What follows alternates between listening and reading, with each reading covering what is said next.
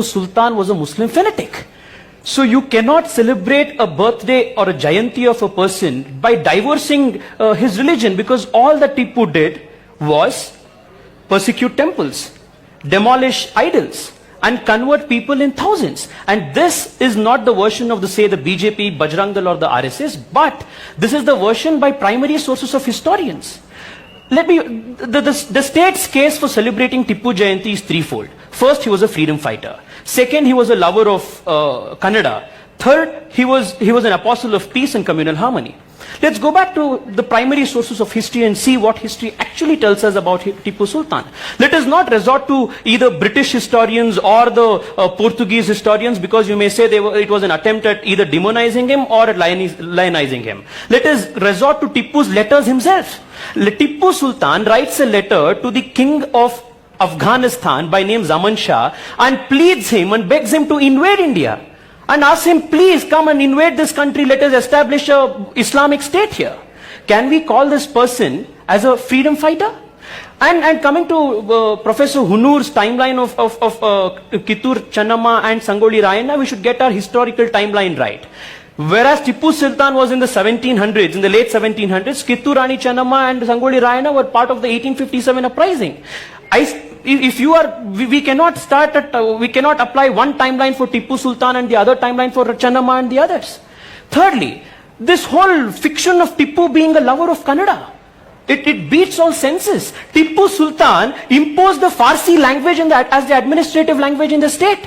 And even to this day, as a practicing lawyer, if you are opening any revenue records, these terms of khata, these terms of bagar hukum, where did these words come from? These were all imposed by Tipu Sultan. And what happened to Mr. Dinesh is telling that each and every place about Tipu Sultan, people are hailing him.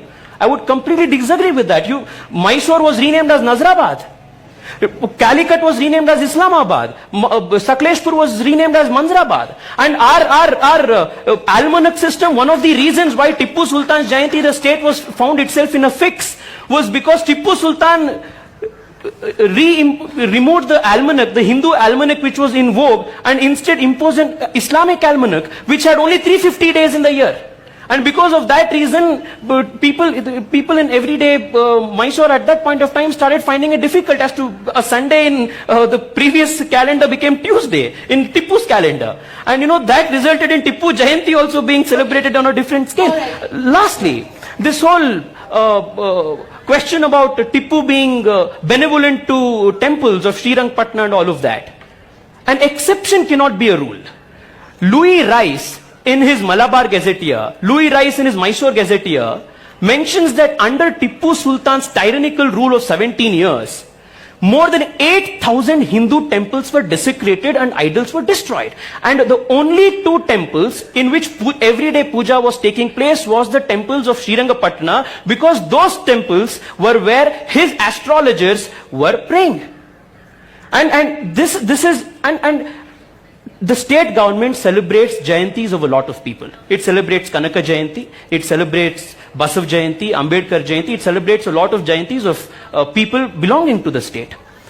Nowhere in the last so many years has a Jayanti of a person which the state government has commemorated taken place by imposing 144 section in the state. That itself goes to show that the state, you go to Chitradurga, Madakari, the Nayaka community in Chitradurga rose up against it. You went to Kodagu, the Kurgis rose up against it. Tell me, is there any logic to celebrating a historical figure's Jayanti by imposing curfew and 144 section in the state? You're making two different points. I would like to lastly, I just had to add one thing, Maya, with respect to the Muslim and this whole thing. It's definitely not the question of saying we are against Tipu celebration of Tipu Jayanti because he happens to be a Muslim, or that argument is completely baseless. To place the facts in matter, if the state government thought it wanted to symbolically appease a particular community by celebrating a Jayanti of, say, a Muslim leader, why couldn't we celebrate the Jayanti of, say, Shishunal Sharif, who actually spread communal harmony. Who are we showing, who are we going to make as role models to our country? Are we going to show to our young people that you should aspire to be an Abdul Kalam or a Yaqub Memon? That's first. The fact that Tippu fought against the British cannot be the only yardstick It's to not hail the him only as a hero. yardstick. Dinesh, no prowess. It's not the only yardstick. Because Tippu, Let him say, if it's the only yardstick, then I'll say yeah. Tippu did not fought only against the British. Tippu also fought against the Nizam. He fought against the Zamorins of Kerala. Tippu fought also against the Marathas. So how can you call Tippu a freedom fighter just because he happens to fight British? British I was will just not say one he's a of his freedom enemies. fighter. I will not say He he's a was freedom just fighter. one of his enemies. Second, while I was speaking about Tippu's policy of religious persecution, Tippu writes letters to his commanders and asks them, give me an account of how many people did you convert? That's part of his And conquering. That's past. He's conquering other and kingdoms, other even in his territories. state, even in his, sir, 1 second, please. Even in his state, Tippu incessantly wrote letters to his commanders and all of that. And he would write letters and he would ask, give me account of the women folk who have been captured, send them to Srirangapatna, give me the count of people who have been circumcised. Give me a count of these. These are documented letters which you will find in the India Office of London today, translated from Parsi to English by William Kirkpatrick. You will also find Portuguese historians of that time by name Father Bartolomeo. He writes in his book Voyage of East Indies, he writes, I was appalled to see the kind of torture and religious persecution that was taking place in Tippu's period. And William Logan, one of other British historian, in his Malabar Manual writes, if Tippu's atrocity can be compared to any other religious figure in history, it can only be allowed in Khilji, Muhammad Ghori and Muhammad Ghazni and Aurangzeb. This is what primary sources of history tell. The last point about celebrating these things today and why this happens and what whitewashing of these atrocities, the repercussions of it today.